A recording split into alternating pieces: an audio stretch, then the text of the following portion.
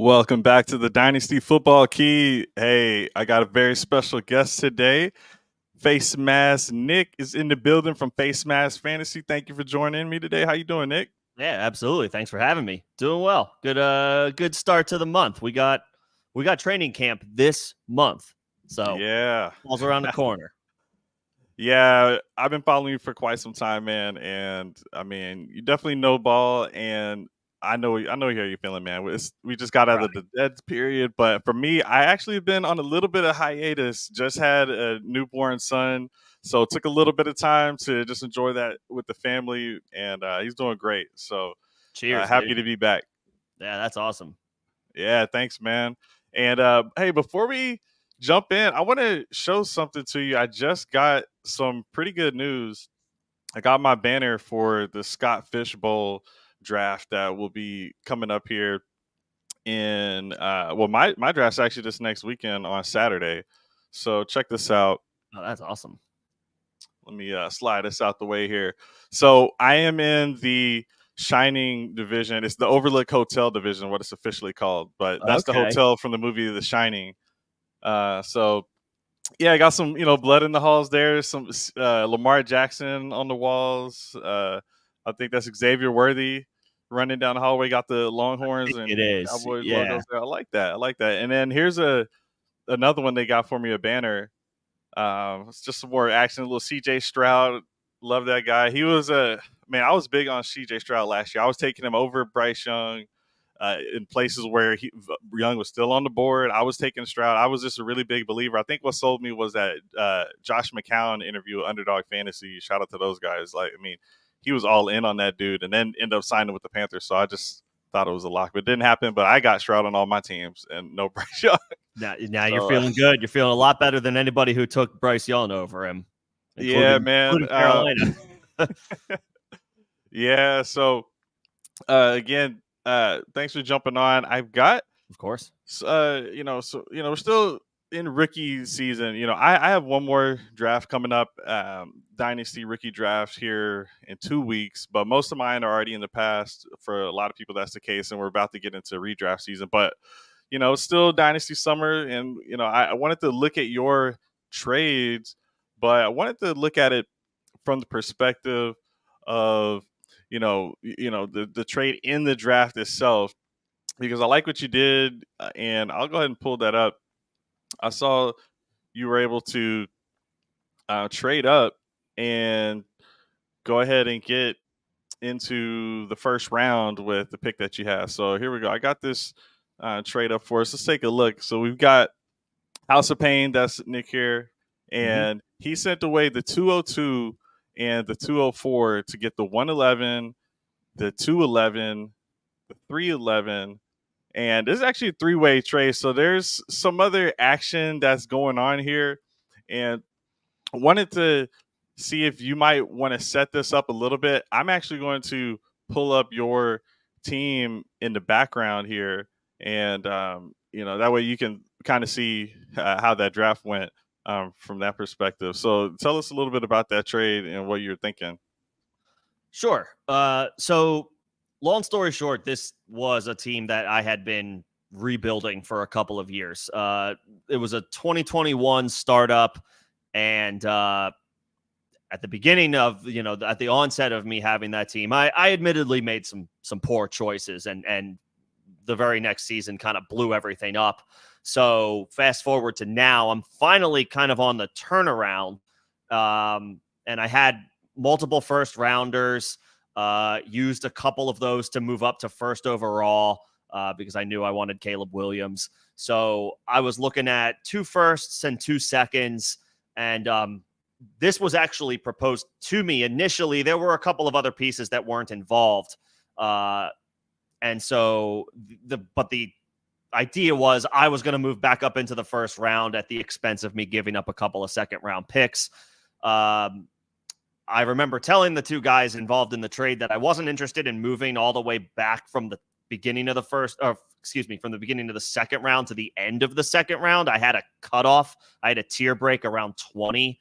And so the 211 just missed that tier break for me. So that's how I was able to actually negotiate that extra pick that I got in the deal. because the other two guys in the trade were very bullish on getting it done. It was actually the day of the draft that we agreed to move those pieces around. So I kind of played that game of like, I'm interested, but you're going to have to throw a little extra, at me for me to really actually want to sign off on this. So was still able to move into the back end of the first round, get back a third first round pick. I had lost the initial third first round pick that I had in the trade to move up to 1 overall. So I got back into the first round, slid back into the second, still ended up with Ricky Pearsall at the end of the second round. This is a super flex I thought that draft. was nice. I was very happy with that 211. development. Yeah. Yeah. So I was telling him, there's a tier break. I don't know about it. And then as it turns out, a guy that would have easily made the cutoff for me at that break was available to me. So I was happy to scoop him up, and then it ended up with the 311 as well. So just a little bit of extra capital to play with. Felt good about it. Still feel good about it today. If I could do it over, I did take Ladd McConkey with the 111. Maybe like a Michael Penix would have made sense for a rebuilding team. Just get that extra quarterback in Superflex, especially where in a situation where, I could hope to squeak into the playoffs this year, but I'm not a top 2 or 3 contender just yet. So maybe like waiting a little bit longer on that quarterback who will hopefully be playing within the next 2 years or so. But getting a starter at wide receiver at another position I really needed, I'm not losing too much sleep over the decision. Yeah, I like that. I like that move for you. And I pulled up the draft for folks to see. And yeah, McConkey at 211, part of the reason I wanted to pull this up was because if we take a look at the heat map, this is courtesy of Dynasty Data Lab. And you can see here, Ladd McConkey, regardless of the ADP, they've got him here at 12. If you scroll over to where you got him at the 111, there's a 78% chance he's going to be there, right? But your original pick was at the 202. There's only 27% chance you're getting McConkey. If that's your guy, then you just gave yourself a 3 times chance to get him at the 211. You said you did that the day of the draft, so you didn't know he was actually going to be there or not. But no. That's the thin margin, and that's that tier that you're talking about where you're able to get your guy who we think is going to be a contributor with the Justin Herbert-led offense. I don't know anyone who is not in on Justin Herbert as a talent. So I'm happy to have someone attached to that offense, especially if a Josh Palmer type is able to command so many targets. I mean, imagine what a Ladd McConkey can do, right? So I like that move. And, it puts in good perspective to be able to see what the difference was. Maybe there's a 1 in 4 chance Ladd was there if you waited. What you said about Michael Penix Jr., look, I had a league where I did take Penix at 109. I took over an orphan. The orphan had Kirk Cousins on it and, super flex. And Kirk Cousins was my QB2 on that orphan that I took over. So for me, I'm like, and on also every other quarterback went, including Bo Nix. 5 went ahead of me. And at 109, that was who was left was Penix. So it was pretty desperate to go Penix in that scenario, but we can take a look at your team as well. And, you got Caleb Williams, Kyler Murray. I agree. I would love to have a nice QB3, right?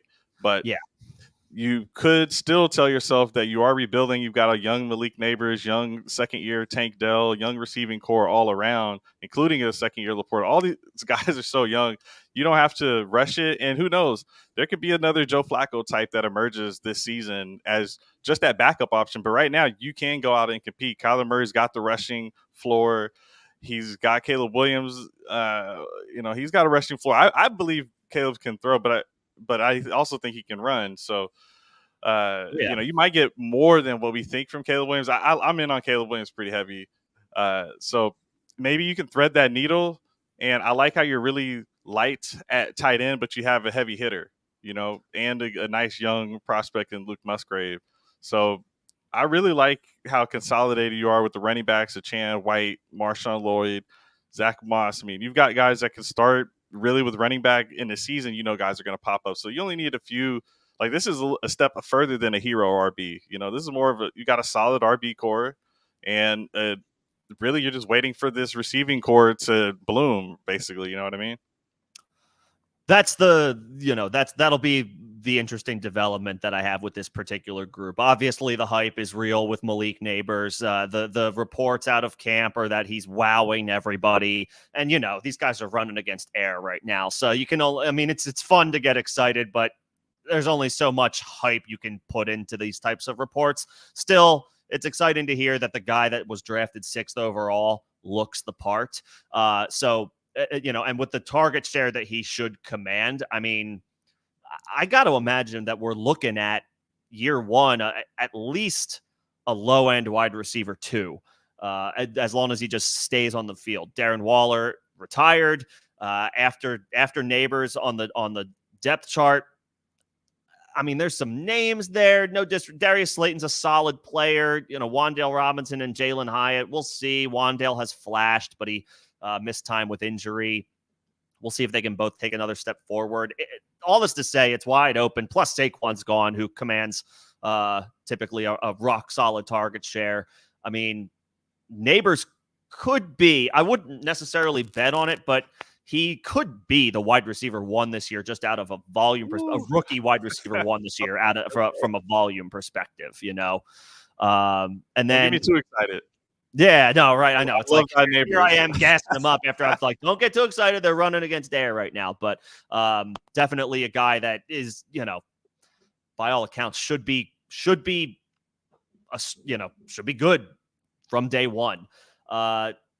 Tank Dell, he's not a rookie, obviously, a second-year player. But when he was on the field last year, on a per-game basis, he was the Texans' wide receiver 1. And I love Nico Collins, have since he was a rookie. He didn't really – it took him a little bit to blossom, and he was there during the doldrums of the Houston Texans in between them losing Deshaun Watson and getting C.J. Stroud. He was a part of some of those really bad teams. So he flew under the radar and then emerged last year. But Tank was the guy who was putting up the Texans anyway, wide receiver 1 numbers when healthy. So just throwing that out there for anybody who's a little bit worried about Tank. I'm in on after Stephon Diggs' acquisition. Yeah, you got to be in on Tank Dell. Him and CJ Stroud are together everywhere, and that's one of the shifts I made. I've done quite a few off-season startups this off-season, and I've been focusing for most of them on give me the high-scoring points per game guys. I've got Tyreek Hill multiple times this off-season. I've got Tank Dell either in trade or draft. That guy, I believe, put up 17 points per game. We understand there's going to be a different target distribution, but all it takes is one guy to get injured, and you can have another Noah Brown type game from someone who's actually we expect to be starting. You know what I'm saying? Right. Yeah, regular contributor on the offense. So we'll see how he does coming back from the injury that he suffered that ended his season. I think it was like week 11 or 12. And then and then I drafted Ladd, who figures to be the Chargers slot receiver. Could be very valuable in PPR leagues. This is kind of well documented. The fantasy footballers talk about this a lot. If anybody tunes into those guys, there is a bit of a ceiling when it comes to the role of slot receiver. They don't score as much on a per game basis, but what you could, he could make up in targets and catches a little bit anyway, over the potential for touchdowns or scoring opportunities. This is a Chargers offense that obviously is going through a significant transition. They traded Keenan Allen. They let Mike Williams walk. They let Austin Eckler walk. In his Jim Harbaugh from Michigan, the ground and pound rushing attack is heavily anticipated and expected for this offense. They hired Greg Roman to be the offensive coordinator. We know what he's done in his career in Baltimore. And they drafted Joe Alt, 5th overall. We're expecting them to run the ball a lot, but I mean, you mentioned earlier, it doesn't mean we stopped believing in Justin Herbert as a talent. So, he's going to get the ball to somebody. And there have been reports that Ladd McConkey appears to be like ahead of schedule as far as understanding the playbook, understanding where he needs to be on any given play, running any given route. And Herbert appears to, it's early, but appears to feel good about throwing him the ball. These are paraphrasing reports coming out of Chargers camp, Chargers OTAs, I should say. Yeah, we love to hear that. But they feel good about him. They feel good about where he is as far as understanding the offense and what is expected of him. Could be a sneaky wide receiver 3, specifically in PPR leagues. I'm not as bullish at his cost this year in half PPR or standard leagues, if that's your scoring. But I mean, the opportunity for volume is certainly there for Ladd. Yeah, absolutely. And I think we got to not have too much rookie fever. At the same time, he's still learning. I think the tough part is, hey, will Quentin Johnson contribute? He was a first round pick this last season, so you've got to expect to see something. But I think after a Treylon Burks type of situation, we had an opportunity to see someone get a 100% full opportunity, and sometimes it just doesn't work out. We've seen that with the N'Keal Harry. It happens. Mm-hmm. And with Dynasty, it's more, do you want to catch the falling knife or do you want to get out? Here, you can at least pivot to one of the other options because they are drafting this guy. It's a new regime. So there's other things that you can kind of look to and think, okay, maybe they just want to make sure that they're protecting the ball, like you said, with the run game. And Ladd could be a part of that short area, get the ball out of Justin Herbert's hand. This guy has ended multiple seasons banged up or didn't finish the season. Multiple different injuries with Justin Herbert. So they might try to protect him after, these guys are getting paid so much. And I like the pick. And for me, it's just from a roster perspective, and just go back to your roster real quick. With a build like this, you still needed the receiver, and I think between Ladd and a Pearsall, who did go in the first round, but obviously you got him later in the rookie draft, and Jameson Williams, who's a previous first rounder, and the Mims, who's kind of that Ladd, but in a different way, just the second round pick of a new regime last year. You got some guys who could pop off, not to mention your Jalen McMillan. I want to dive in on Ricky Pearsall and Jalen McMillan. But first, I want to remind everybody, go check out Face Mask Fantasy on YouTube. Been doing some great work over there. We got the season coming up here pretty soon. Give them a subscribe and make sure to like this video if you guys are getting anything from it. Want to quickly, before we left Ladd, see if this 6th round ADP you were talking about, this is the end of the 6th round. So 6-12, you're saying that's kind of a high cost.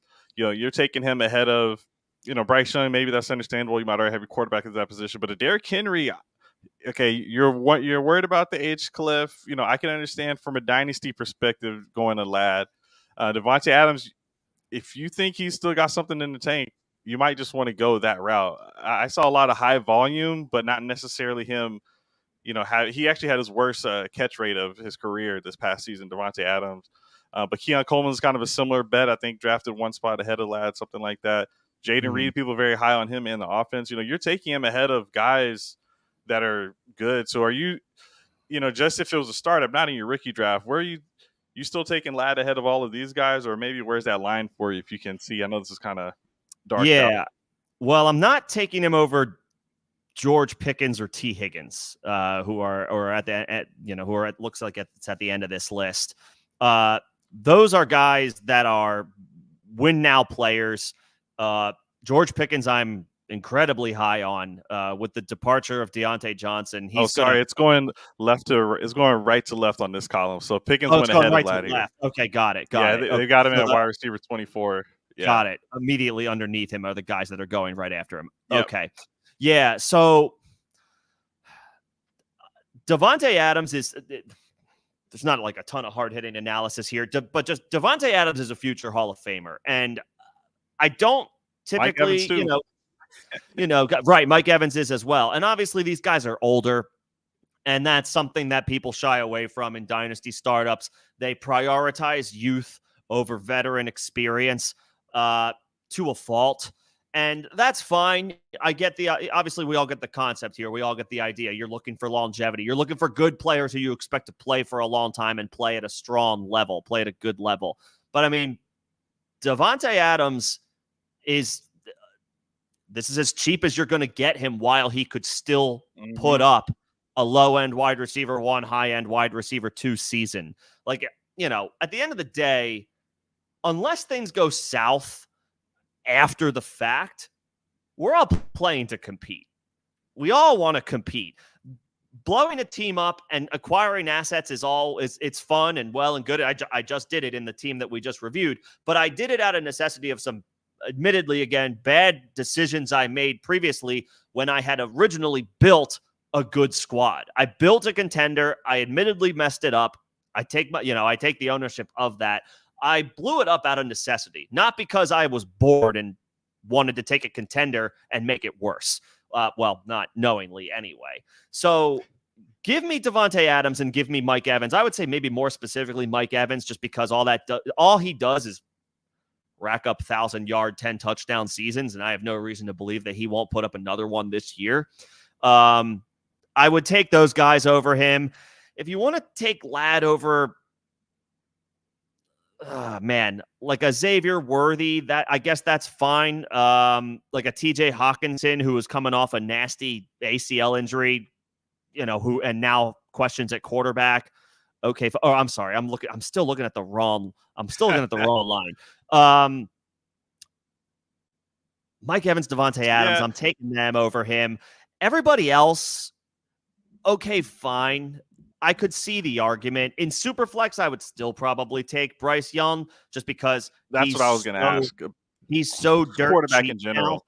Yeah, it's quarterback in general, and he's so dirt cheap now. There go, but up. He doesn't even have to be good. He doesn't even have to be average. He just has to be like somewhere between average and below average, and that'll be worth that investment with the anticipation or hope that he continues to get a little bit better after a disastrous rookie campaign. So the quarterback, the young quarterbacks, I would probably take those guys. And I would take the veteran wide receivers. I would take Adams. I would take Mike Evans over him because, again, at the end of the day, you're looking to compete first and foremost. And those guys are proven.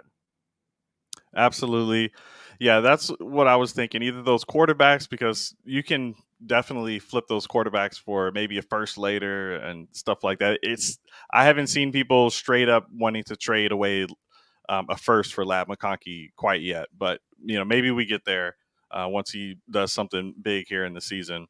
And sure, I think 2 rounds later, I was seeing Ricky Pearsall was going. And I wanted to dive into Ricky Pearsall, but really quickly was trying to see if we could pull up the warp tool here and, just get a look at your league specifically. And, the value is strongly with the quarterbacks, as you obviously know, with it being super flex. And it seems like kind of the cutoff there, one warp 1.0, that's kind of where you would call difference making. So right around the Stafford range is where the drop off begins. Like right before Stafford is where it drops off. So, if you are looking for some rookie upside, but where did Baker fall? I think Baker had a good season. He's up here. So Baker was going behind Ladd here, but this is still showing how Baker was pretty much the difference maker last year. People wonder if that's Dave Canales' due to him being there, and now that he's with the Carolina Panthers, is that going to change? But those are the type of guys you're passing up on with these rookies. In your case, I did like the direction you went just because you need to build that receiving core. But definitely sometimes you can just have a safer asset in a quarterback and flip that and just go into the unknown. Like I'll do some zero RB builds and I'll just assume fantasy football has not changed. Everyone gets injured and I'll get a running back later. And, you can sometimes find a trade partner for a quarterback who gets desperate when an injury happens later, all right. And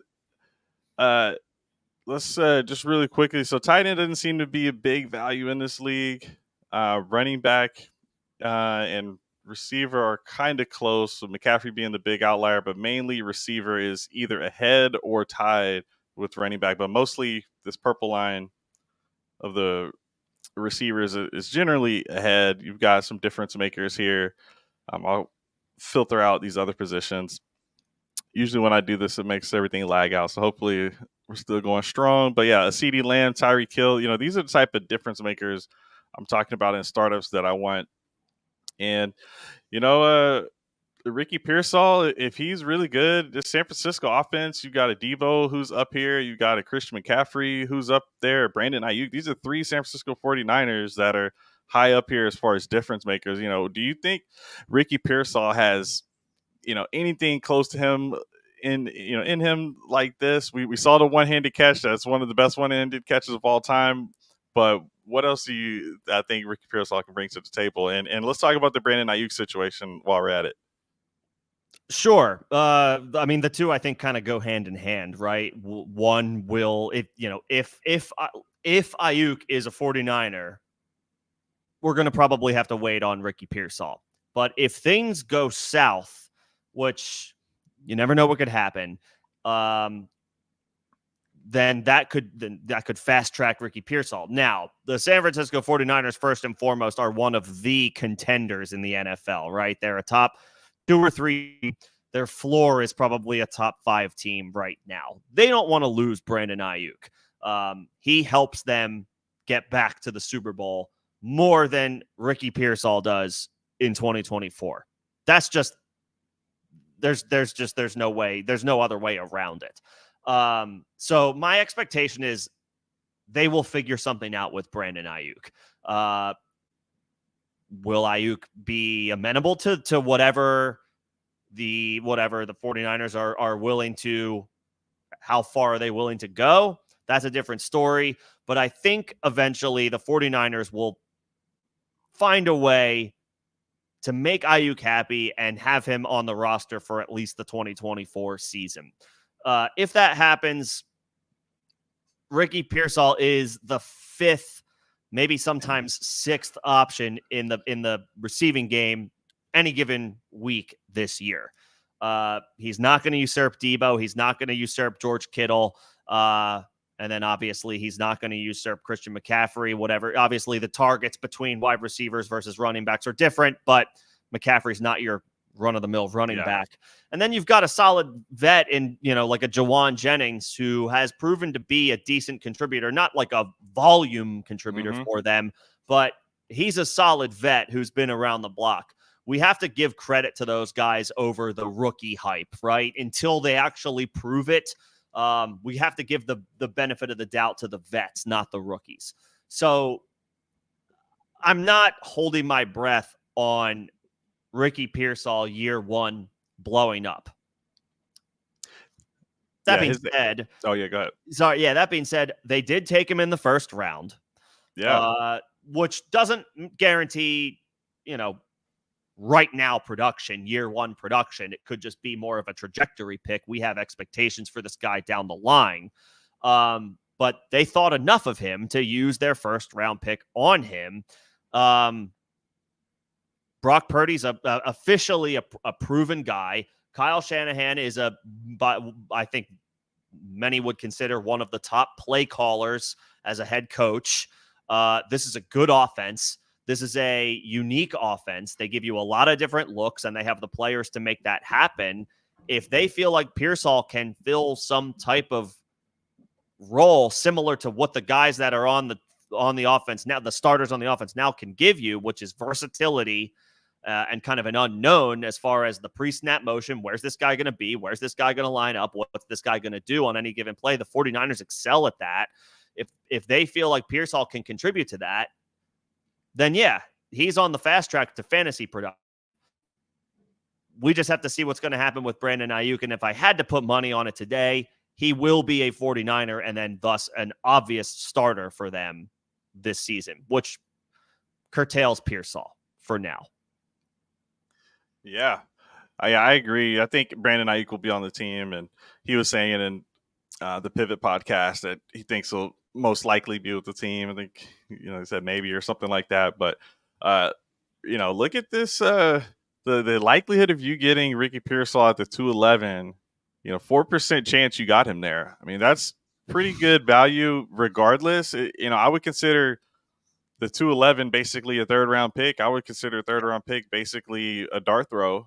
And you got a 1st round player on a great offense. And there's been many seasons where I've been like, man, I wish I could use this Juwan Jennings or this this third option who had this one good week, but then he never did it again. The consistency wasn't there. There's just too many other options, I would say. But with that, this being Dynasty, we could see IU definitely being somewhere else, or Debo, who's so I don't want to say getting up there in age, but it's mainly just because of the play style. He's a very unique athlete, Debo, and he's more susceptible to injuries, just depending on how they want to use him. And McCaffrey's, probably got 4 years or so, I would say.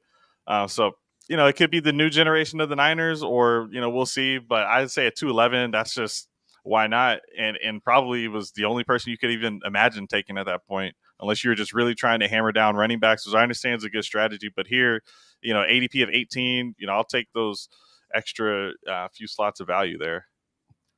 Yeah, I didn't when I saw he was there again. I was surprised. I didn't expect him to be available at the 211.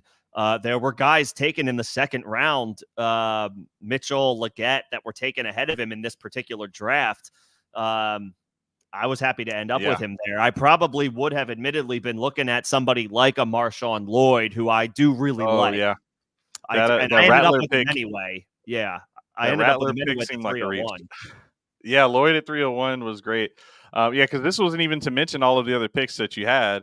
But, I mean, clearly someone was, sad that the quarterbacks dried up and took Rattler. I don't know their quarterback situation, but I just feel like that was too early for Rattler, and just, letting some value fall. I can understand the Corum situation kind of, but the real problem I have with Corum is just the longevity of the team. I'm just not sure long-term after Stafford what that's going to be. If you just need a guy for this year and you're just banking on that injury, then that's totally fine. I get that too, actually. I love to get hammer running backs, but, like a Polk is there too. I mean, I really like that as an option, but not ahead of Pearsall. I think he got some great value. Yeah, man. And just taking a look at that 311, the final piece of that trade. I mean, Jalen McMillan pre-draft, I was very high on.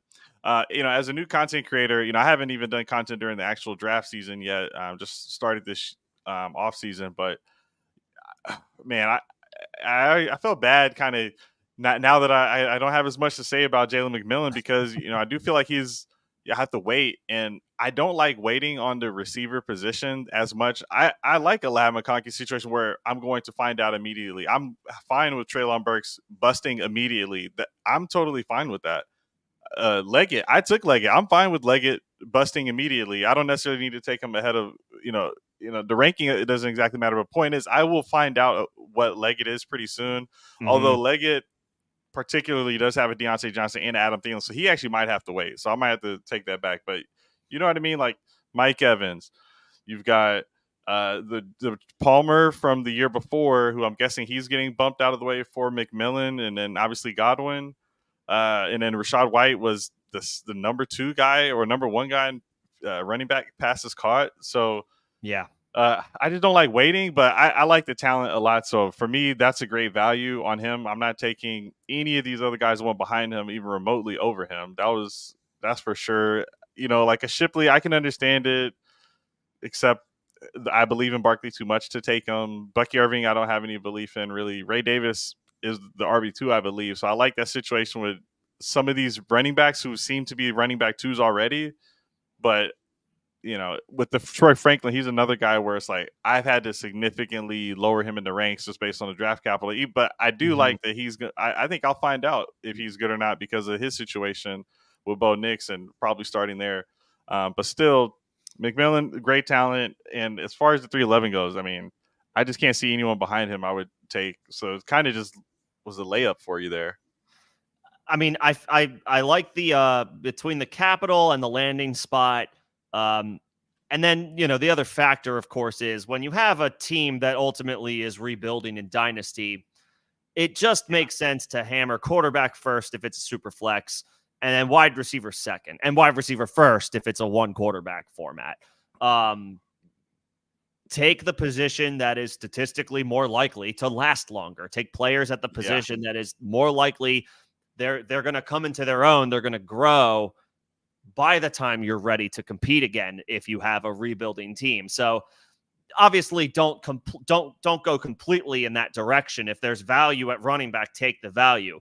My team was not in a good position last year, but Devon Achane fell to me in the second round. I liked him more than Zach Charbonnet. I'm dating myself a little bit talking about 2023, but I took him even though I didn't want a running back because I was in the guts of a rebuild. And now I have a guy that I can hang my hat on that presumably, or that's what it looks like, at the running back position almost by accident because it's not what I wanted to do. So, don't go crazy. But yeah, the law of averages, when you have a team that is on the rise, maybe not ready to compete now, grab these wide receivers who are going to be maybe sitting behind vets for a couple of years. And then by the time you're ready to compete, they could be the guys who are starting for their teams. So yeah, we're not going to find out about him right away. Not with Mike Evans and Chris Godwin still there. And the Bucs, for what it's worth, they do still list Trey Palmer as their wide receiver 3.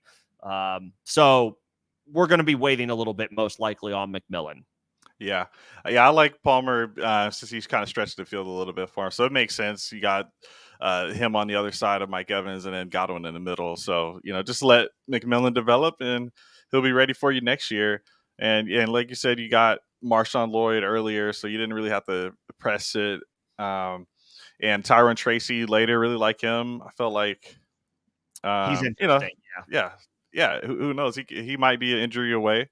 And you could flip that or use them. I still believe you're just thin and you have just enough at each position to actually win matchups weekly. You just need to navigate the bye weeks, and since you at least have 2 quarterbacks, hey, maybe you can just put somebody else in there that's not a quarterback for a week to get by. You mainly need the health. That's what you need. Right. Yeah. I know the situation that I'm walking into. I don't have a QB3 that I can plug in for a bye week, or obviously we hope no injuries. But if that happens, then I'm probably sunk for the season, depending on whatever it is that takes place. I feel good about what I've done to turn things around. I could be a fringe playoff team. I wouldn't be surprised at all if I missed the playoffs. I have still, I think, 5 first-round picks over the next 3 years. So not like a ridiculous haul, but I have 2 next year, 2 in 2026. I've done the right thing to accumulate capital. The first thing you have to do when you look at your team and you can say to yourself, I know definitively that this is not a contender, blow it to hell. Send everything, every running back, every veteran over the age of 27, 28, whatever, send them off, get good capital, start this thing over, infuse your team with young talent over a year or 2, and you'll be feeling much better about yourself as opposed to trying to hang on, sneak into the playoffs with a team that is just not quite good enough. It's good enough to beat the other bad teams, but it's not good enough to beat the good teams. You don't want to be there. Yep. That's not where you want to be. Right. And in Dynasty, it rewards you to be last. So right. You want to be first or last. And I've got some league mates that may see this. They know I'm comfortable with the rebuild. So absolutely agree there. You got to draft based on what your situation is. And, look, McMillan, 45% chance of being there. Regardless of that, that was a good value. And in a rebuild, it makes sense because if the Will Shipley doesn't pan out, then he's just a door stopper. He's not helping your team, and no one's going to trade you anything for him. People will still hold on to that McMillan hype because people did like that team that was in the national championship game and him as a player, and still did get good draft capital. So I believe in the talent, and it does make me think. As far when the rebuild is concerned, and trying to be last to get that first pick, we scroll up here. This year, Caleb Williams, Marvin Harrison, this is a great year to have one of those top picks. And, I play in Campus to Canton. I have college rosters, and I'm seeing some of the talent that's coming out down the pipeline. And, there's more awesome Ohio State wide receivers. There's, for this next class specifically, we know it's, we need to let the college season play out, right? We don't want to just assume that there's not good quarterbacks in this next class, because Joe Burrow did come out of nowhere. That's a fact. He did come out of nowhere. He did. That performance, no one was, this time, if we were recording this podcast, no one would have been saying, yeah, the next class sucks because, there's no Burrow. Like, no one even knew who Burrow was. So don't also be scared to do that rebuild. Don't just drop all your players or something crazy, but make sure you get good value, and you'll see your league mates who are trying to win in season. That's when you want to be trading away those running backs and a lot of these older veterans, and you'll see people will overpay. I've got some teams that I would consider to just be, very valuable as far as just assets. We'll see if the players pan out, but you say you have 5 first round picks. Those are good situations to be in because you've got the flexibility to establish your starting core of players.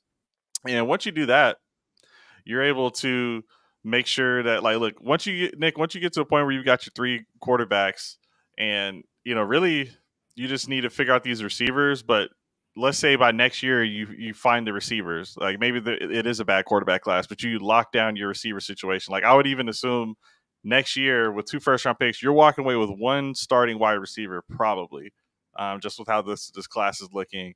And I might even avoid the running backs regardless of how deep that is, and maybe trade that pick for a quarterback or something like that. I mean, maybe you can get that back. I'm totally fine with that. But point is, you're basically 1 draft class away after this rebuild from, looking like you have some of the best players at each position, you know, uh, even beyond the rookies. So, well done here. And yeah, keep it going, man. Appreciate it. Yeah, I mean, we have to see how 2025 plays out, of course. The early indications are it's not going to be as strong as 2024, but like again, this is just hearsay, like as far as how good people think these players are going to be. We got to get on the field and actually let them actually do their thing and see what happens. So, I'll worry about 2025 when it's time to worry about 2025. The nice thing about feeling like you're ahead in a rebuild is you can be patient with how things play out. And still give up. There's still probably like a valuable running back or two where if things go south for me this season, you can flip those guys for even more capital, kick the can down the road again, continue to load up on more draft picks that you can turn into whatever it is that you ultimately end up needing, while getting rid of a guy who he's good now, but he's not helping you win if you're a fringe playoff team or slightly worse. So, accumulate the capital if you feel like you need to pull the trigger on a rebuild, and then just kind of let the chips fall where they may. But if you're going to do it, lean into it. Don't just go halfway. If you're going to suck with purpose. Yeah. Yeah. Well, hopefully your league mates are not watching, because you might have a little bit of a juggernaut on your hand. I don't know. Hopefully they're not sleeping on you. I don't know if they're paying attention right now. There are definitely a couple of teams in the league where I can look at on paper and say I cannot beat these squads. I cannot do that right now.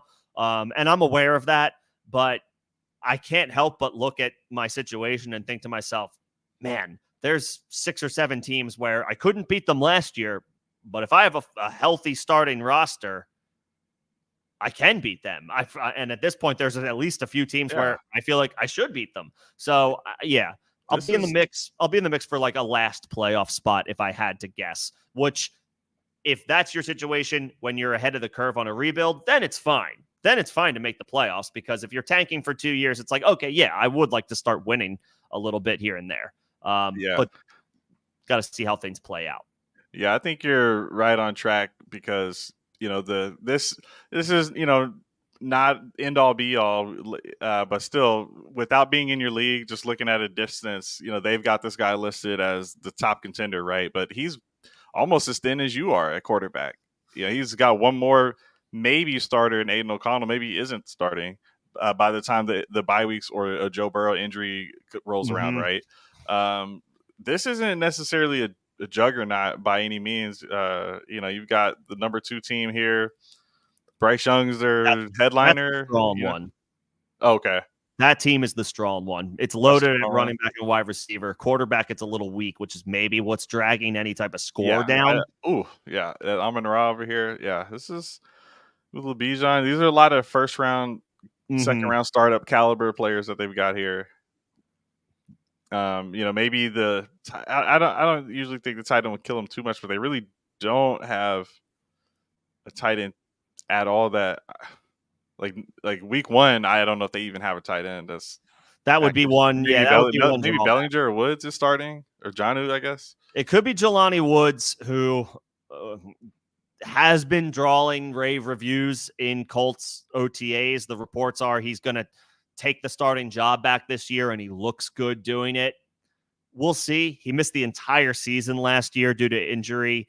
Now he's kind of back on the radar. He's healthy. He's expected to be the starter.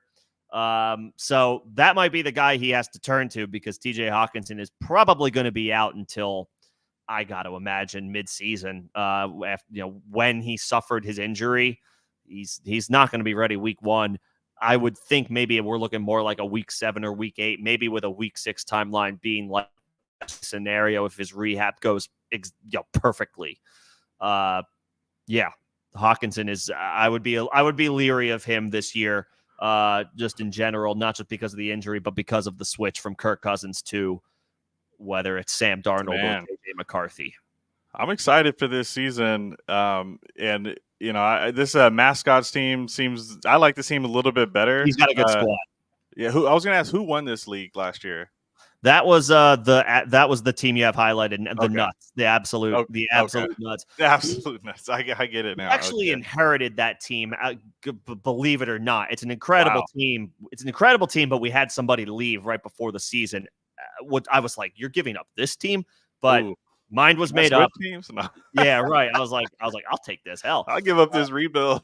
Right. Yeah. Somebody else can have this rebuild, and I'll take this juggernaut squad. So he won it.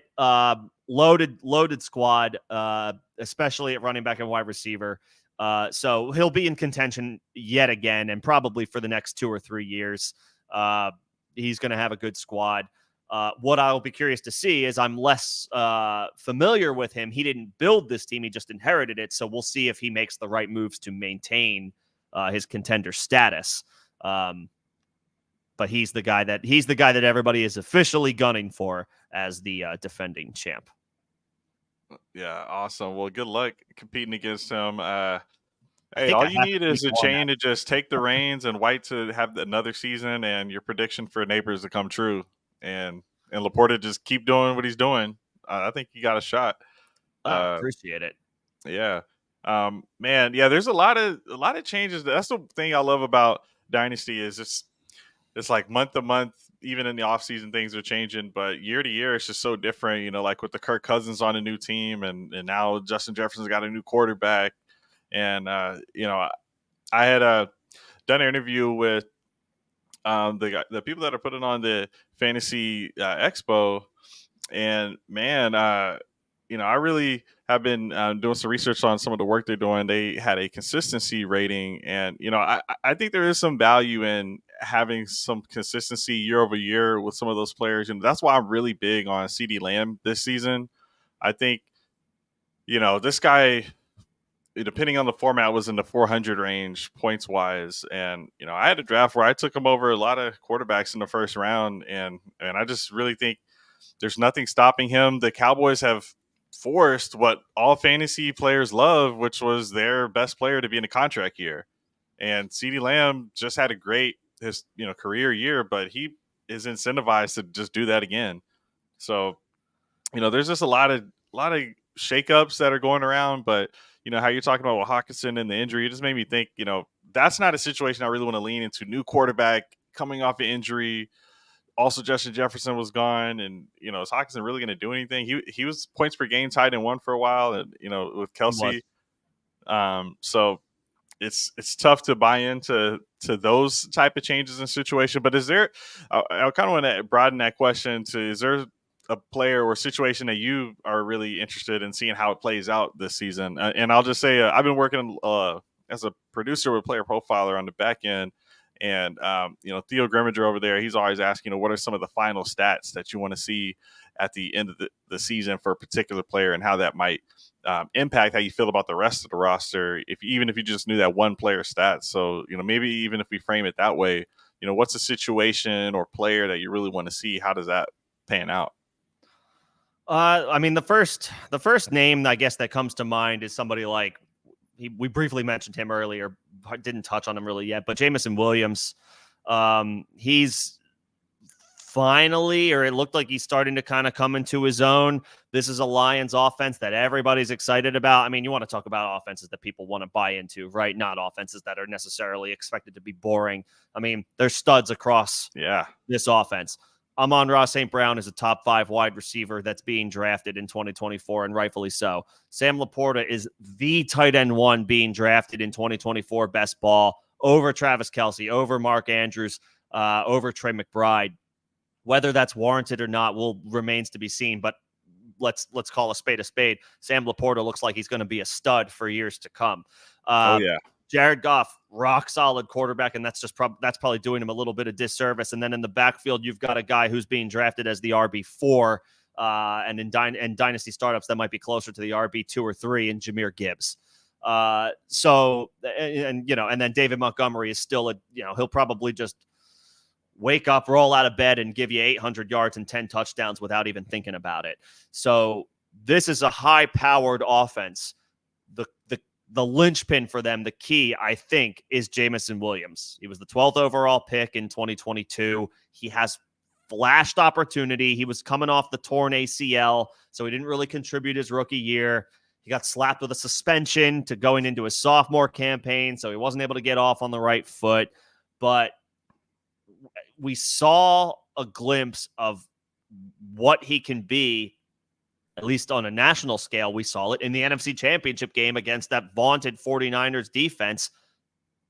He made big plays. He's still doing it on limited volume, and that's probably something he's going to have to continue to deal with because you got a target hog in Amon-Ra, and again, you've got a guy who commands a lot of opportunities in Laporta, plus an elite pass-catching back in Gibbs. So J-Mo's probably going to have to do it on 5-6 targets a game, which is not something that you really feel good about hanging your hat on. But if he can be that guy, that deep threat, but he's like better than that, like he's a deep threat, but he's a deep threat that is more of a complete player, which is something that you believe a first-round pick can grow into.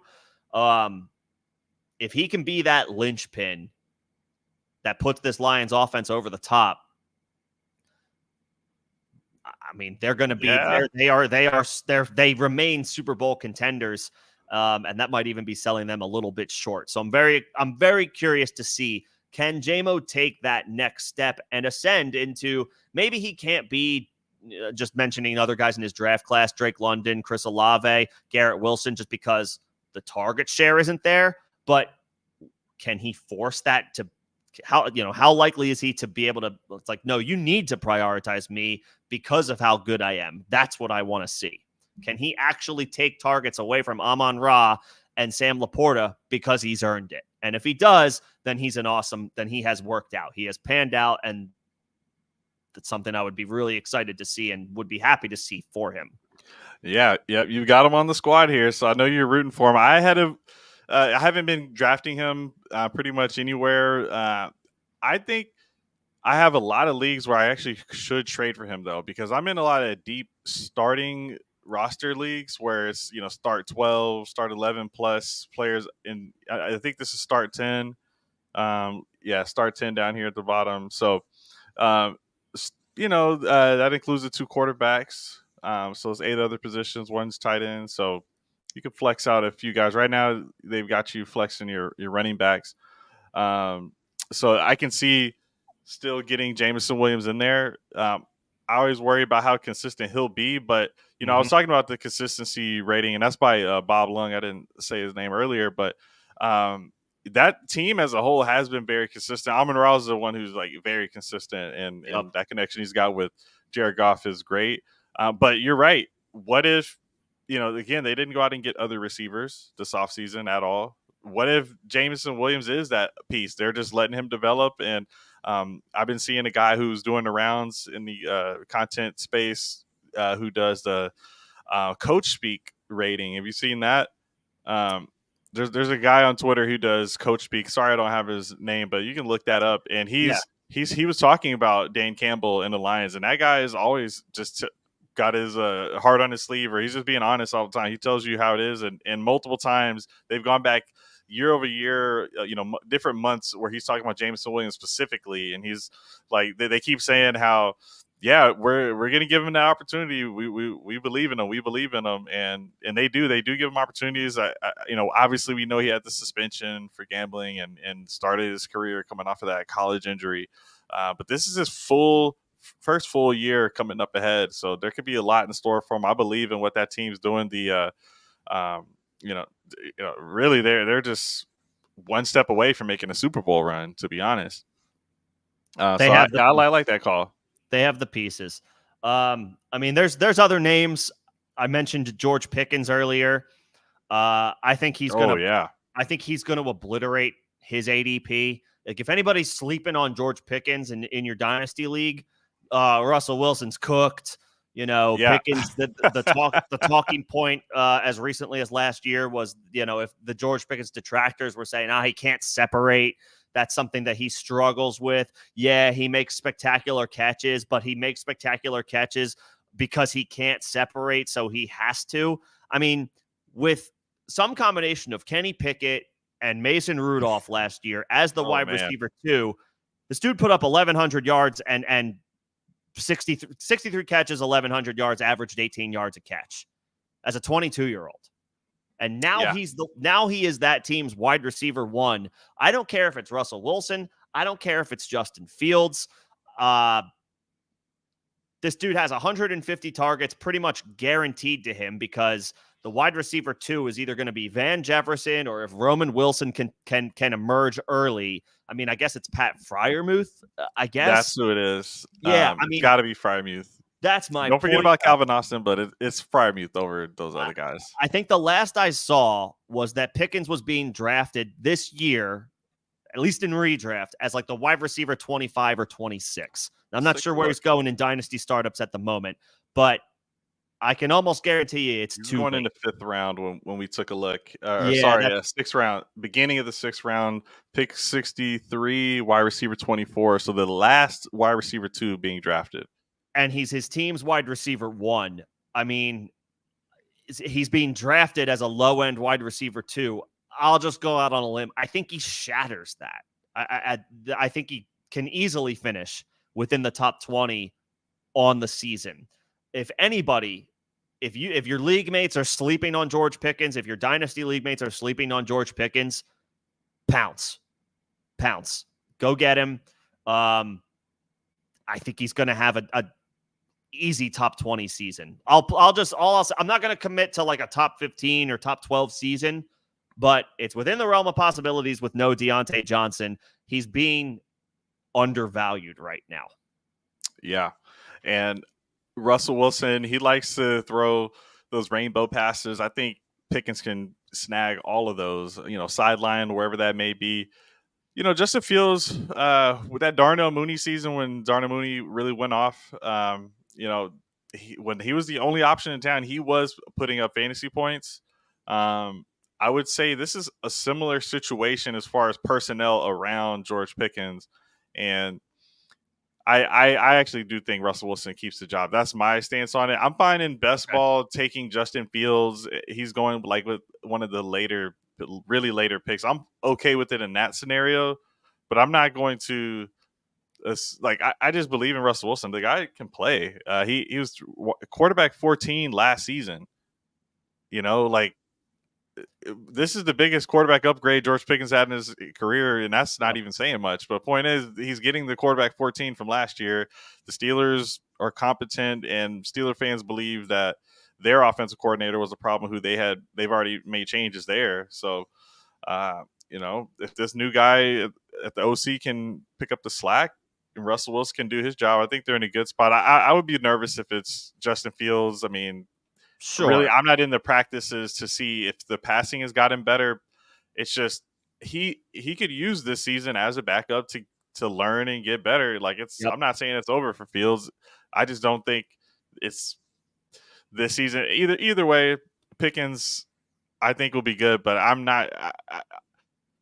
So one thing I've been wanting to ask is at what point, whether it's this rebuild, I know Pickens is not on this team, but whether it's Mhm. the rebuild or whatever it is, when do you want to sell and get out on players? Yeah, we're not trying to just sell CD Lamb or sell all these guys all the time unless you're getting some crazy package. But in this scenario, I'm thinking of this because if Pickens goes off early while Russell Wilson's still the quarterback, you might be able to get a lot because then people are going to buy in. And what if Russell Wilson goes down and Justin Fields isn't a better passer? We have no indication that Fields is a good passer, by the way. That has No. not happened. Yeah, Like no, we love him as a rushing quarterback. I won the league because of Justin Fields last year, but we're right. talking about George Pickens, and to me, that's a scenario where you might have a window to sell extremely high. Like let it get to the point where Pickens is just going off, and like it doesn't matter even next year. I don't see Russell Wilson being there. Maybe 2-3 years. He's on the older side. So point is,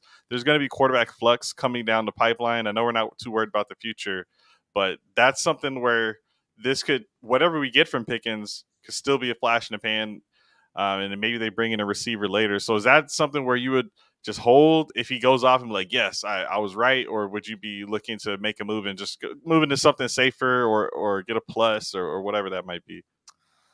Yeah, so I mean, there's always different ways that you can play it, right? So on one hand, if you believe in a guy, keep the guy. If if you happen to believe, if we'll take Pickens. If you're somebody who is you just heard me give saying his praises, and now you're pounding the table like I'm hype on him. This is my guy. I believe in him. He's going to be awesome. Then just hang on to him. It's no fun. There's another element to this where we can take the analytics out of it. You're supposed to have fun, right? Like, and that Yeah. I know that sounds trivial to say, but like you want to enjoy at the end when it comes time for football Sunday, you want to be enjoying the time that you're spending watching your team play, watching the guys on your team play. And if you have guys on your team who you like watching, I mean, that's what it's all about.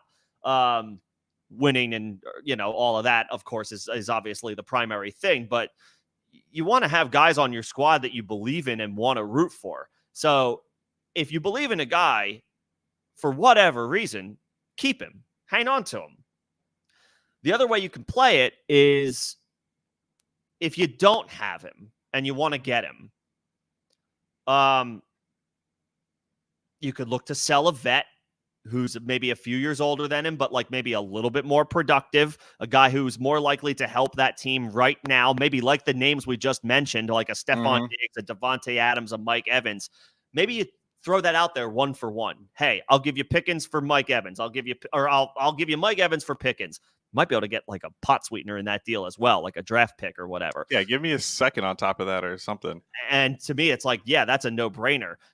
I'll give you Devontae Adams. Give me Pickens in a second. I'll give you Stephon Diggs. Give me Pickens in a second. Something like that. And then let's say he pops. Let's say all of our dreams come true and he pops. If you want to hold. Or that's when you have your opportunity to take Pickens and the second that you got with him and ask for something like, I don't know, a Devontae Smith, a DJ Moore, a Brandon Ayuk. Like now you take that and you move up a tier while staying and or even getting younger in some cases, depending on who you're targeting. So now you've taken an aging vet and turned it into a guy who's a borderline wide receiver one for Dynasty anyway.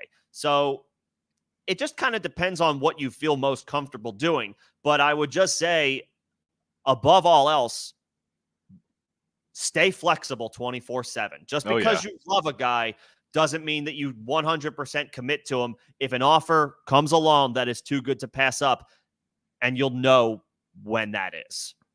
Yeah, absolutely.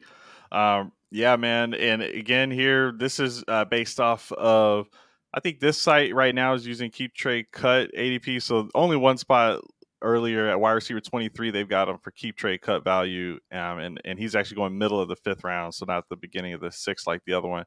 And so point is, it's pretty much going similarly most places with, 5-6 turn.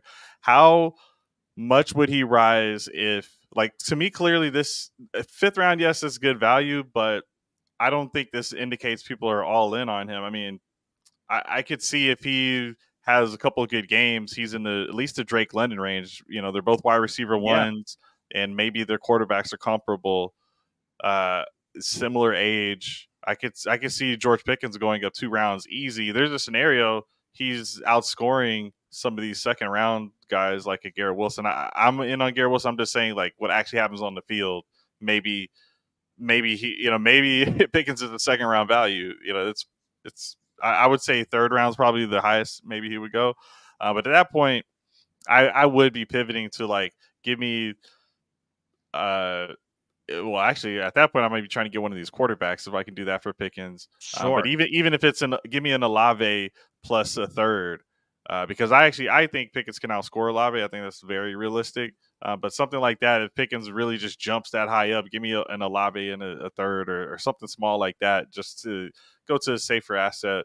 Um, but honestly, I, Olave, I don't love this scenario, but we don't have to get If into you don't that. like him, you don't see. But You got, I love the player. I just don't like the Saints. if you well, that's fair. Yeah.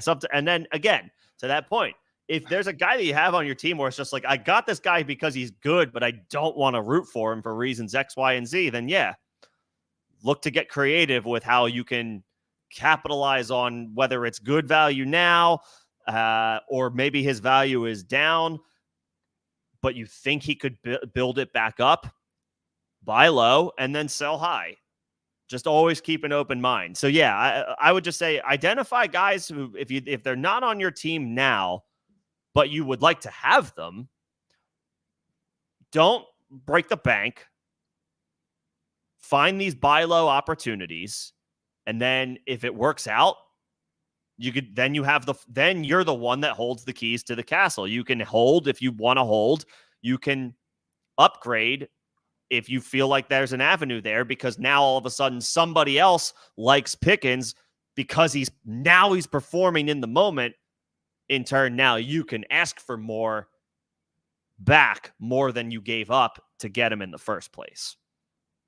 Absolutely.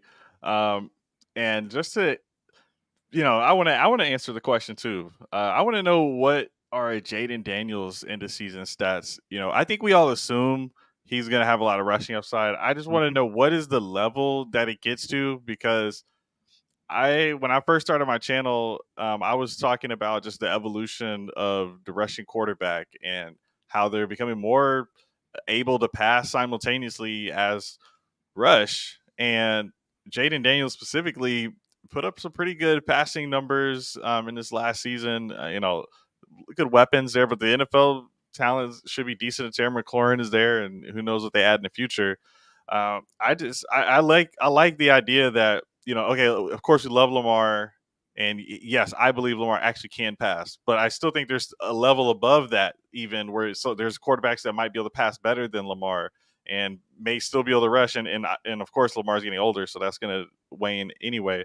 But point is, you've got future guys in college like the Tennessee quarterback Nico Iamaleava. That guy is super tall, can run really fast, can pass, looks like he's going to be money. I just love the trajectory of these quarterbacks. So like a Jaden Daniels, if he hits, he might turn around this franchise that can't stop changing their team name, and maybe actually give them some stability, right? So I want to see what he can do, because this could mean a big season for Terry McLaurin, which we've been waiting on. He's a guy that is, I think, 28 years old, something like that, and he is slept on, except unlike a Tyler Lockett, who people sleep on, and then Lockett, overperforms. McLaurin just some reason can't really get like above these, like too much further above 16 points a game sometimes.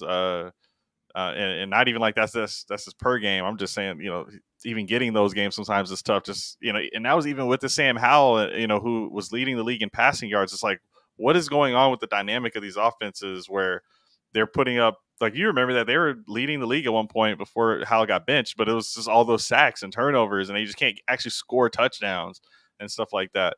So, if this is an efficient offense where they're scoring and Terry McLaurin's getting touchdowns, and maybe Jahan Dotson comes back from, he could.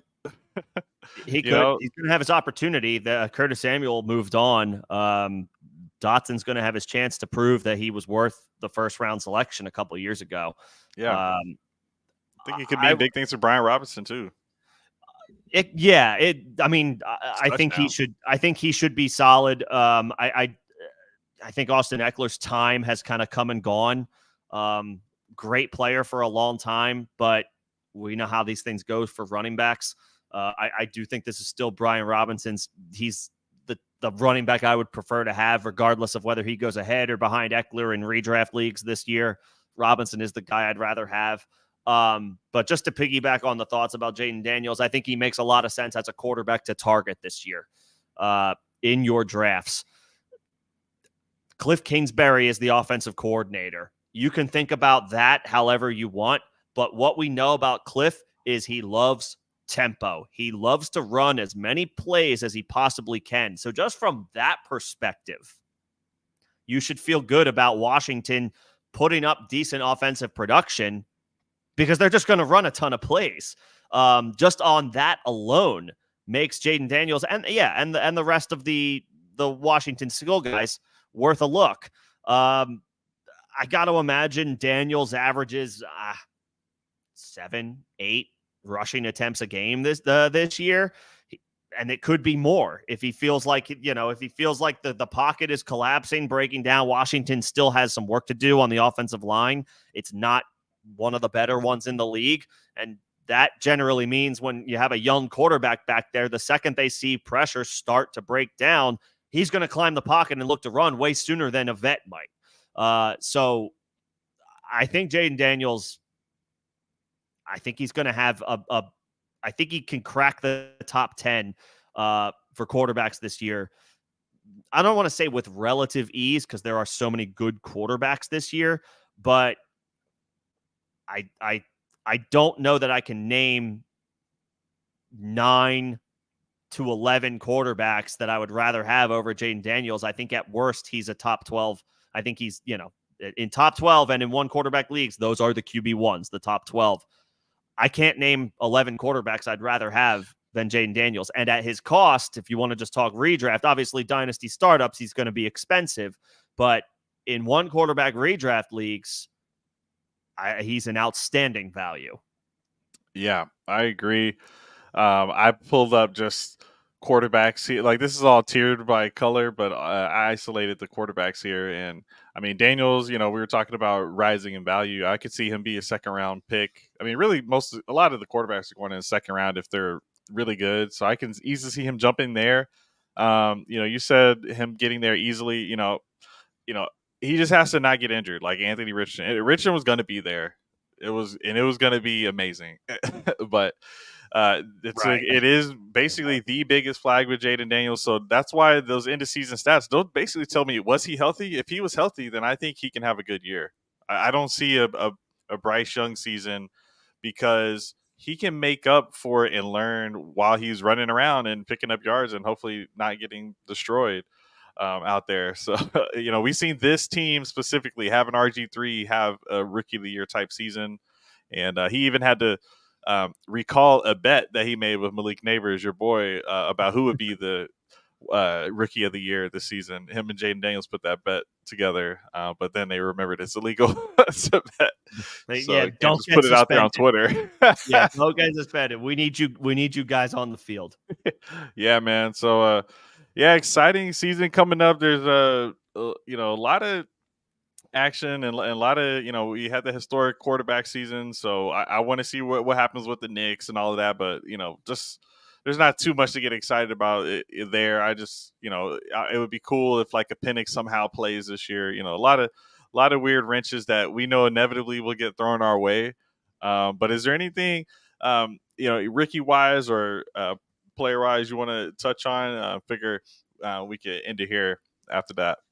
Sure. I mentioned Marshawn Lloyd. I like him as like a dark horse in the running back class this year, and I like Jonathan Brooks as well. He's like the premier rookie running back. But as far as a guy flying under the radar for dynasty purposes, I like Marshawn Lloyd. Packers obviously bring in Josh Jacobs this year. Everybody, it's a dead horse at this point.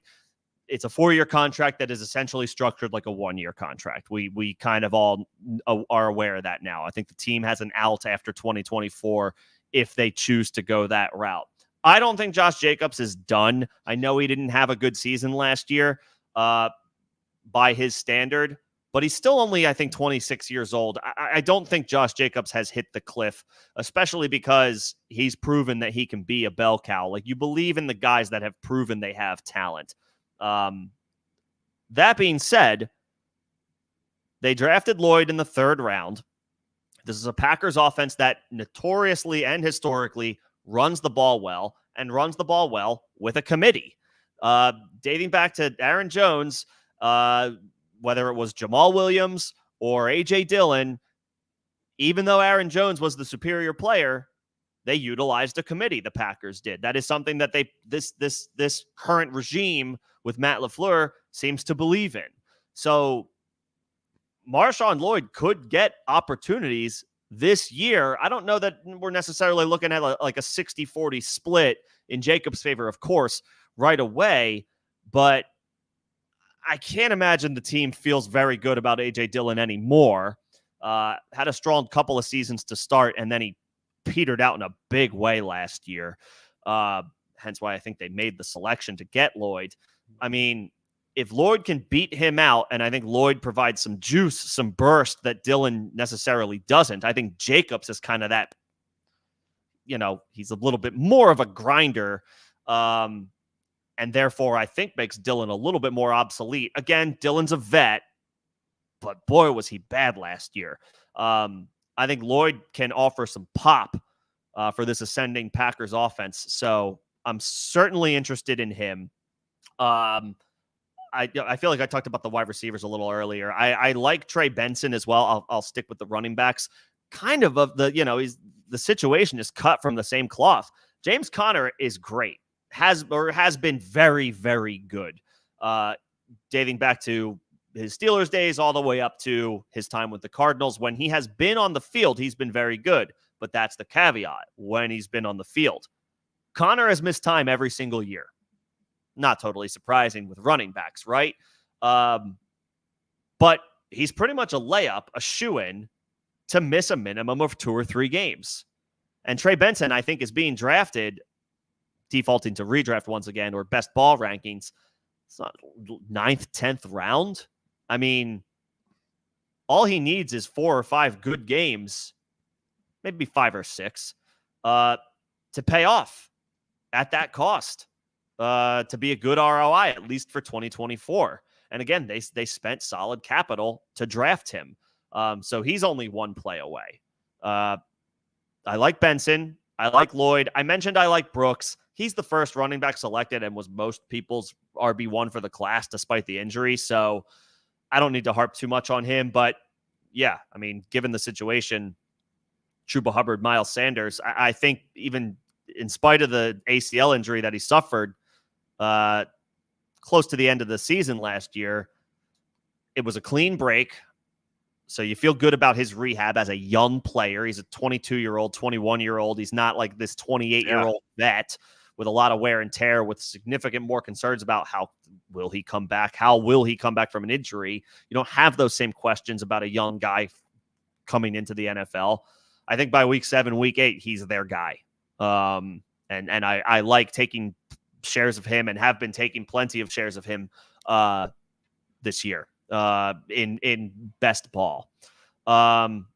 He went at the 203 in your draft. 2% chance he was going to fall there. That was a steal for that person. Good spot. Everybody prioritized quarterback and wide receiver, which makes sense. But yeah, good spot. Good spot to get Brooks. But I think he's going to be solid this year. We're going to have to probably wait a little bit. But I feel good about his. I feel good about his situation that he's stepping into. I like those. I like those calls because it's kind of a classic situation that we want. You want your running back to be drafted on day 2. Mm-hmm. 2nd or 3rd round, check. And also, just to kind of add to that, we've seen less and less teams, fewer and fewer teams want to draft in the 1st round running backs, even though we've had some recently. So to me, third round is very good capital. That means the team's like, well, forget the analytics. We're going to take a running back here. And these guys are going to get playing time. So I absolutely see that. I mean, the Trey Benson situations, Connor, dynasty wise, Connor's not going to be there forever, and that one's just a layup from that perspective as well. But then, yes, he hasn't had a single healthy season. So, even as Zach Charbonnet last season, he was with a healthy Kenneth Walker, who was on a full, like almost a full rookie contract. So, you don't like it, but even then you still got Walker missing games and you got a couple starts out of that. I remember in season, it was tough to roster, from a redraft perspective. I saw Charbonnet get dropped. I remember dropping Charbonnet in a league where I won, but I remember the person who picked up Charbonnet got him the week that he was actually starting and played him against me, but I still end up winning. But point is, like, that's the tough part of the redraft is holding out for some of those injuries and waiting, when the buys come. But still, that was a second round draft capital. You had to.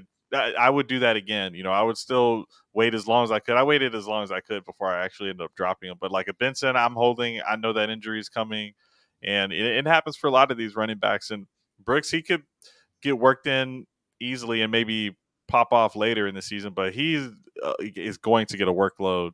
And Lloyd's just a little bit tougher since Jacobs just got signed. There's no allegiance in a Jonathan Brooks situation to a Chuba Hubbard who played well. He did. A lot of respect to Chuba Hubbard. I like him, but he did. But a new coach, and he's on a rookie deal. His rookie deal is expiring. They're just not. This is just a business. We know Hubbard's on the way out. Brooks is on the way in.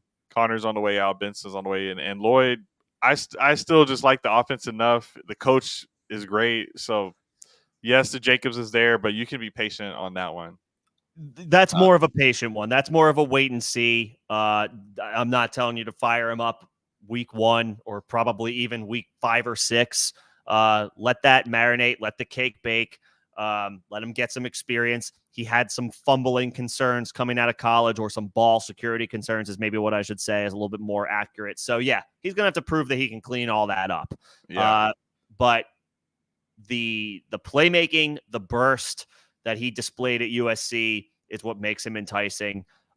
So he's an interesting stash and wait. And then I could throw one more rookie running back out there. I mean, I think he's not really flying under the radar, but he was a day 3 pick, so he might be. Right, I mean, scroll down here. Kamani Vidal okay. For the Chargers, 5th round pick. So obviously the capital is not super enticing, but the situation is, the landing spot is, talked about it a little earlier. We're expecting the Chargers to be a ground and pound offense now. Harbaugh comes in. Greg Roman is the hire as offensive coordinator. Joe Alt is their first overall pick, 5th overall. Their first pick, 5th overall. They want to run the ball. And who'd they bring in to do that? The Ravens, basically. Gus Edwards and J.K. Dobbins. I like Gus Edwards a lot. Rock solid player. Had a damn good season last year. Kind of out of necessity, because the latter, J.K. Dobbins, had yet another terribly unfortunate injury, tearing his Achilles week 1. It's like the second major significant injury that he has suffered in a short amount of time in the league, but they bring him in on like a minimum deal, hopefully hoping he can recapture or get back to form in some capacity, some way, shape, or form when he burst onto the scene as a rookie. But I mean, how likely is that at this point?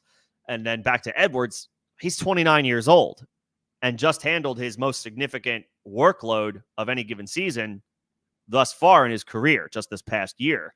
So Vidal's in an interesting spot. He's going up against Dobbins, who's got a bad injury luck, and Gus Edwards, who, good player, solid. As of right now, there's no way you can rank Vidal ahead of Gus Edwards. No chance. But he's just kind of a plotter. He's a good one at that, but he's just kind of a plotter. And he's 29.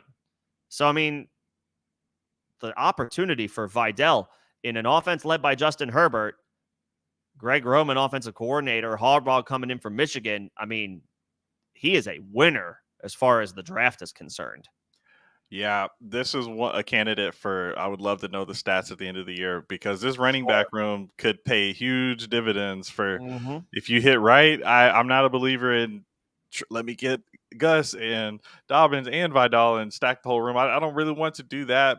Um, there's some risk with Vidal, but at the same time, everyone seems to be in on him. So you definitely got to pay attention to that. And I mean, he's going to have an opportunity. Gus Edwards is a year removed from his own injury. I think him and J.K. Dobbins had like an ACL injury back to back months in the offseason. That first time Dobbins got hurt, Yeah. but then Dobbins continues to get hurt, so that's the main difference.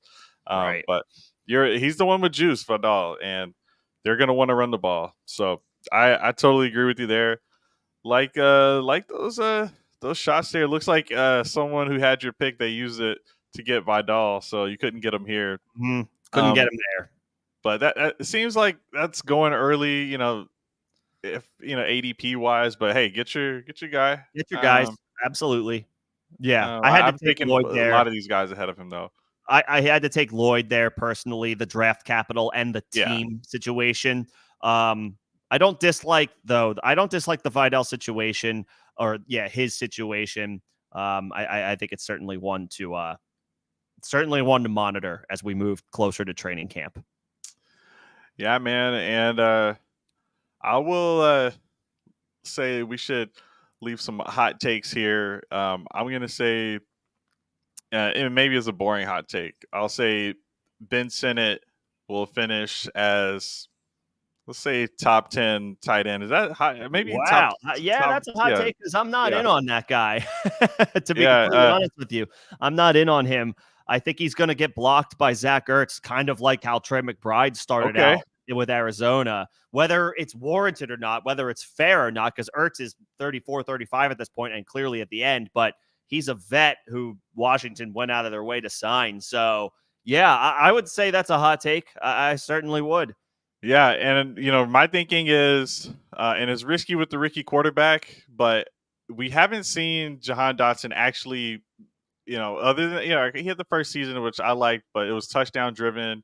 If there's going to be a touchdown driven player, I mean, a lot of times that is the tight end, and for a rookie quarterback, that might be a good option for him. I, did some film reviews on Ben Sinnott on the channel, like what he brings to the table, and I think them draft him I think he went in the second round in real life. I think they've got a lot of confidence in him. It doesn't need to be a Sam Laporta type situation, but he's an athlete, and he's going to be out there on the field all the time. Zach Ertz, he had like one good game last year. I understand I think he joined that team like later. I can't remember Zach Ertz's situation last year, but um, I just think Ertz's time is pretty much up. I don't want to fully count him out. I Yeah. do believe his time is up. I agree with you. Let me make it clear. I'm not banking on Zach Ertz for any type of consistent production from a fantasy perspective. That's not where my head is at with Zach Ertz. I'm just thinking from the perspective of he's a veteran. Maybe he's out there to help the offensive line Yeah. because they're not as good. So not that Ertz has been known as he's not known throughout his career as this incredible blocker at the position, but he is a vet who knows what he's doing when he's out there. So I just think it could cut into the rookie's opportunities to make him a consistent enough threat to finish top 10. I don't hate the take at all. We just talked about how there's question marks for the wide receivers after Terry McLaurin. So his time could be coming sooner than later. I'll just say I haven't gone out of my way to target him in any best ball drafts that I've done. No, and I haven't. I have been very disciplined with the tight end position. I've been waiting until either the end of the second or beginning of the third. That's where I've gotten all of my Ben Sinnott, shares there. So, and that's about. I mean, in that range, he's barely even falling that far. People seem to go get him like a little bit after the mid-second round. But yeah, I just think if there's not a wide receiver two for me with tight end, I like tight ends who can be potentially the top two target on their offense. I think there is a chance. If it's not this year, it could be the year after for Sinnott. But that door is open, in my opinion, for someone to take hold of that. And you're all right though. Jaden Daniels will need somebody to block for him so he can stand upright. Right. But let me get you out on a hot take of your own. But first, go ahead and give your information on your channel and where people can find you at. Sure. I appreciate that. And thank you for, for the time having me on. It's been a fun conversation. I am primarily on YouTube. Face Mask Fantasy, one word, is the name of my channel. I have just recently started an Instagram account, same handle, Face Mask Fantasy. So I throw my shorts over there. You could follow me over there as well. Again, that's brand new, like literally like within the past week new. All right. Yeah. So if you want to, if you're an Instagram user, I kind of have been drifting in that direction as far as my other social media platforms that I utilize over the past year or two. From a personal level anyway, but I finally put a professional account together. So Face Mask Fantasy also on Instagram. I am on Twitter at Face Mask Nick. I admit my time over there has been a little less so recently. So I'm not going to be offended if you don't follow me over there. Primarily YouTube and Instagram is where you can find me. YouTube being the dominant platform where I'll be. Awesome. And everybody go subscribe to Face Mask Fantasy. Hey, like this video if you like what you saw here, and subscribe here as well. Appreciate everyone coming in. And Nick, let's see, what do you got as a final hot take for us, and then I'll close this out. Sure. My hot take for the 2024 season, it's got to be a hot take, right? Christian Watson is a top 20 wide receiver with like any